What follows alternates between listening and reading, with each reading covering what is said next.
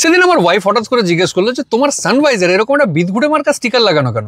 কিন্তু আমি এবার তাকে কি করে বোঝাই যে স্টিকারটা আমি লাগাইনি, এটা কোম্পানি থেকে প্রি ইনস্টলড আর এটা গভর্নমেন্ট নর্মস এর মধ্যে পড়ে। জানেন সানভাইজারে এই এয়ারব্যাগ স্টিকারটা লাগানোর কারণ কি? সানভাইজারের এই স্টিকারটা একটা বড় সেফটি ম্যাট্রিক্স ইন্ডিকেট করে, কিন্তু এটা এখানেই লাগানো থাকে কেন? প্রথমে বোঝার দরকার যে এই স্টিকারটা অ্যাকচুয়ালি কি ইন্ডিকেট করে।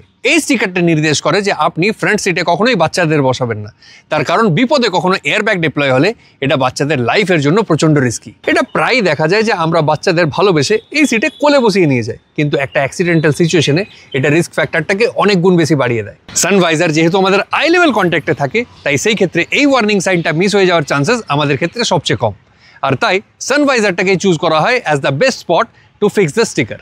তবে আমাদের মতো কিছু চুলকুনি হাতের এক্সপার্টরাও এই স্টিকারটাকে তোলার জন্য মরিয়া হয়ে থাকে। আর বাংলায় এরকম অটোমোটিভ জগতের খুঁটিনাটি ভিডিও দেখতে গেলে আমাদের চ্যানেলটাকে এক্ষুনি সাবস্ক্রাইব ও ফলো করে দিন। আর ভিডিওটা ভালো লাগলে লাইক করে শেয়ার করুন সেই বন্ধুর সাথে যার গাড়িতে এরকম কোনো স্টিকার দেখলেই হাত চুলকায়।